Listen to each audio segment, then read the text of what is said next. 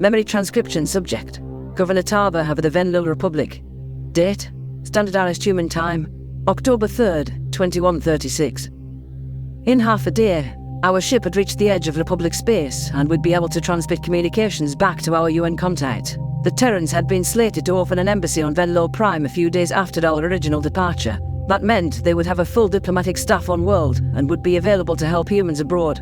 Many Terran nations requested their own embassies so they could conduct their affairs as separate entities. While I liked the Predators, I wasn't giving out an absurd 198 embassies versus every other species singular site. Humans were welcome to bicker amongst themselves about who could send their own diplomatic corps and how to divide the turf if they must. I had no interest in making their discordance my business. My focus was on smoothing over both our relations with the Federation.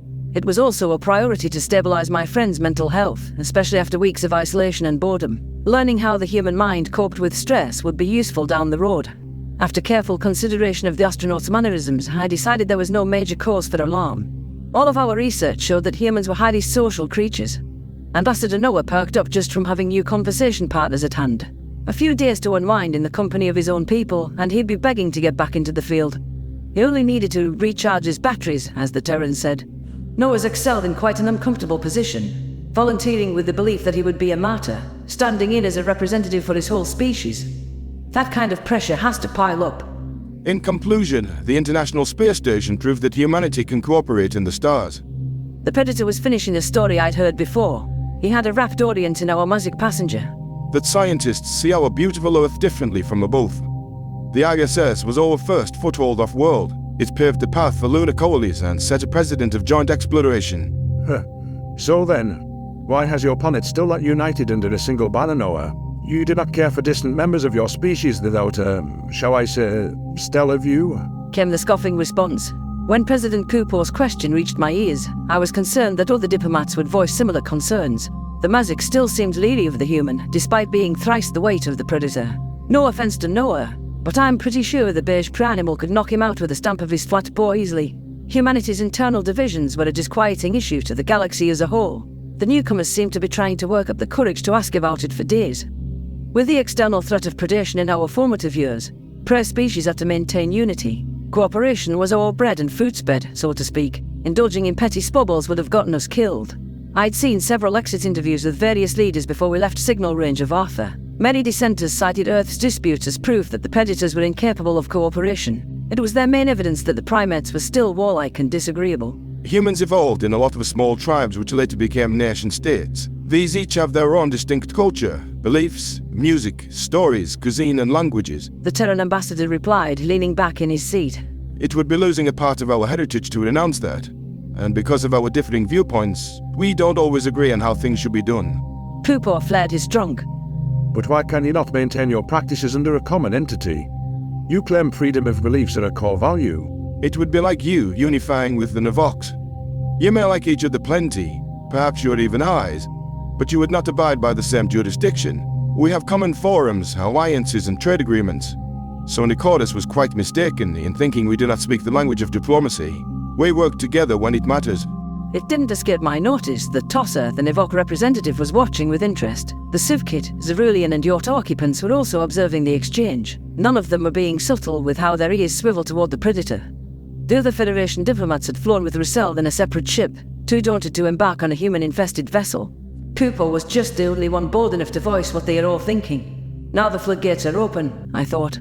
I better be ready to intervene if Noah gets overwhelmed. Predator Noah, please forgive my impertinence. Laulo, the Yotl diplomat, spoke in a measured tone. Vilclift had given the human a wide berth, but at least was able to meet his startling gaze. Do humans still fight wars when you, disagree? Sometimes. One always hopes those quarrels can be resolved with words. Rest assured, a common threat like the Arxa should place any of our lingering disputes on the back burner. The Federation representatives looked baffled by that answer. As I learned early on, the national affairs of Earth are a complex matter. It was imprudent to deal with any nation individually, since that could be construed as favoritism. Most of the Gibbons' rhetoric was posturing, but they were always locked in jealous competition. It was strange how human tribes perceived their interests as separate. They had much more in common than divided them, and they even seemed to recognize their folly when asked. It was one of the several areas I pointed out to renowned neuroscientist Ilja for closer study.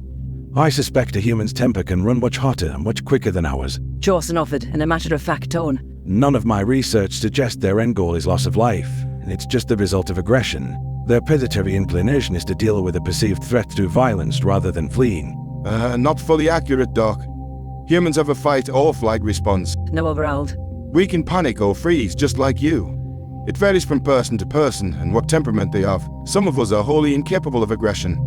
A contemplative silence fell over our entourage, and Chaucer scribbled something in his sketchbook. But that last tidbit was news to me too. I assumed aggression was part of every predator's natural makeup, since that ferocity facilitated their ancestors' survival. Were there really some humans as timid and anxious as us, that cowered at threats like Van Mill? If so, it was obvious Noah was not one of those humans. While the ambassador was skilled at masking his emotions, hostility seeped through whenever he saw the Van Mill threatened. Its source was almost paternal. The look in his eyes at first contact when he watched the Grace tormenting our pups was apoplectic. Lots of compassionate humans were angry when they saw those videos. I wish we were home so the Federation could meet the volunteer doctors and aid workers. It's been too... A rattling noise hummed through the ship walls, jolting me out of my thoughts.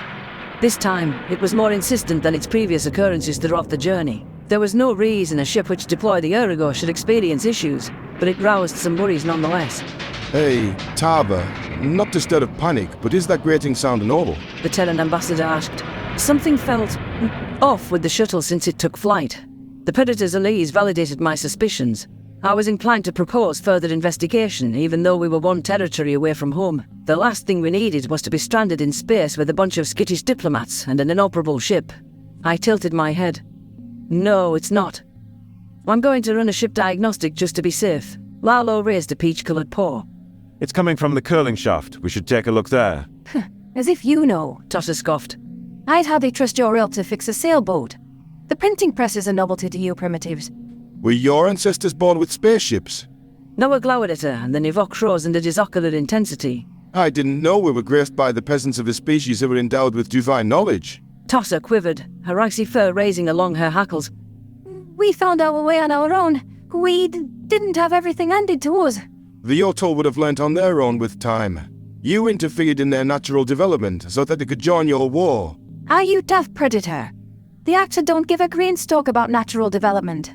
And further to you with your insensitive and tone-deaf comments. How the fuck did you become a diplomat? Paolo looked aghast at the Predator's vehement defense of his species.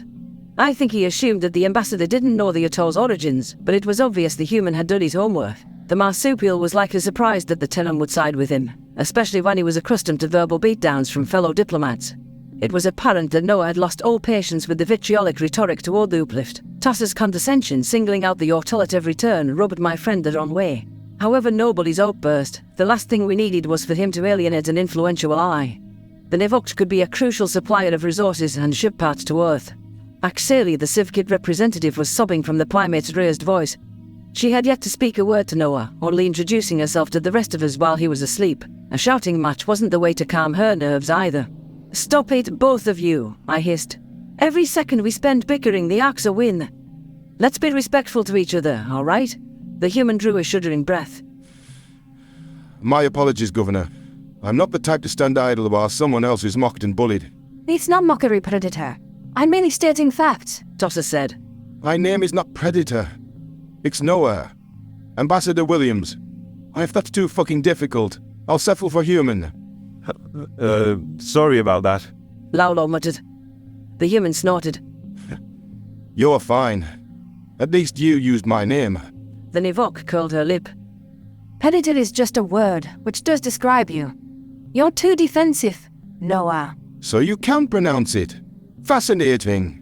Despite my best efforts, the two of them were still at each other's throats. Whoever managed terror relations with the Nivok Imperium, it couldn't involve Noah in any way. The human was so incensed by his counterpart's attitude that he hadn't noticed actually boiling up into a fetal position. I believed he would have backed down if he'd realized the fright his ire had caused. Not another word. I swished my tail in frustration. Noah, you're coming with me alone, and that's another for discussion. I'm going to run a diagnostic, and we'll see if Lalo's intuition is correct. The Terran ambassador opened his mouth to argue, but then followed my pupils toward the snivelling Civkid. His expression softened, replaced by a worried furrow of his brow.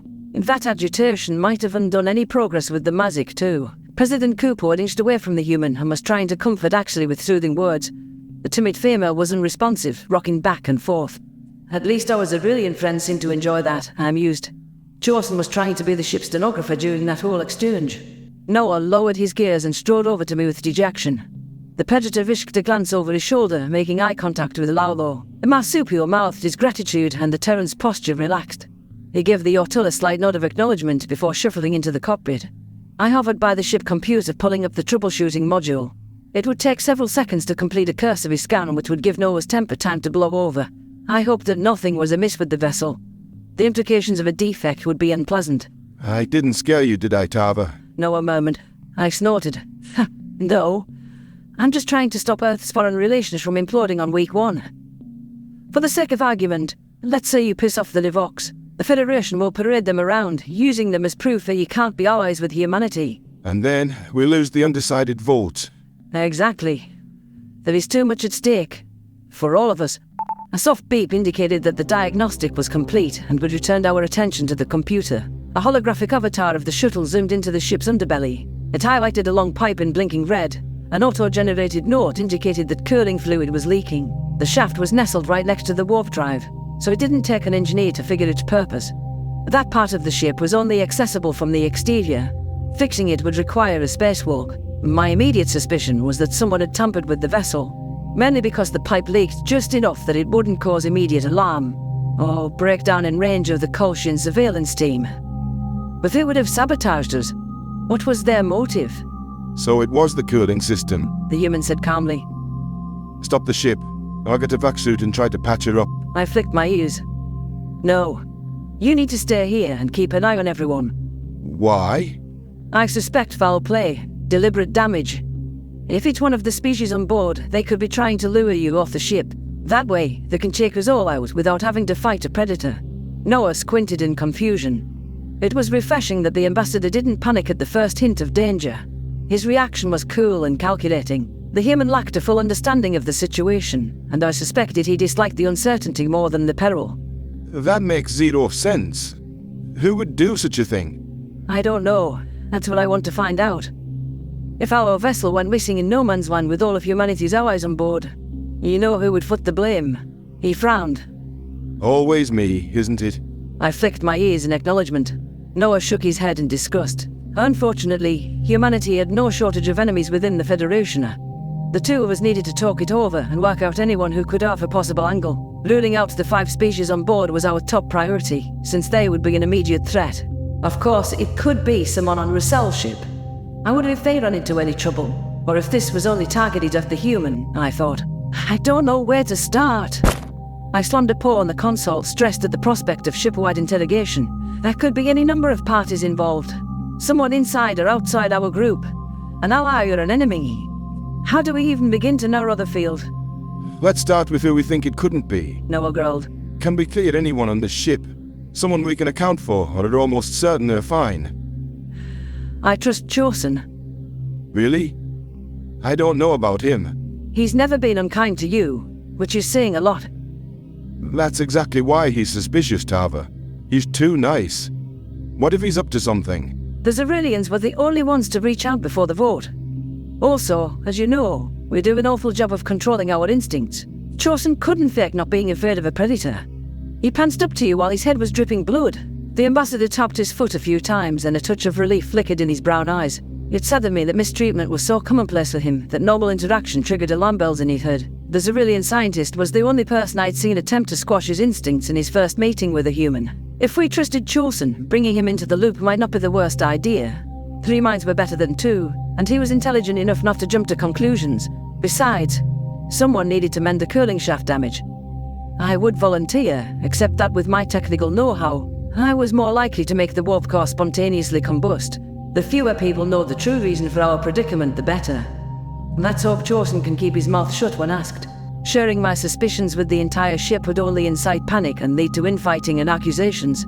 Knowing how paranoid some species were about predators, they would find a way to blame Noah, because obviously the nefarious human would cripple his ride home after weeks of imprisonment for some illusory goal. It made perfect sense. If you didn't think about it. I sighed. Do not tell anyone anything, other than that we're fixing a minor problem. I'm going to fetch Chosen. The human nodded. If anyone could sneak out deceit, he would be an observant predator like Noah. One way or another, we were going to get to the bottom of this debacle. I suppose it was too much to ask for these introductions to be smooth sailing and for Earth to attain some genuine allies without any hiccups. When I ascertained the responsible party, they were going to receive some harsh retribution, courtesy of the Human Vendlil Alliance.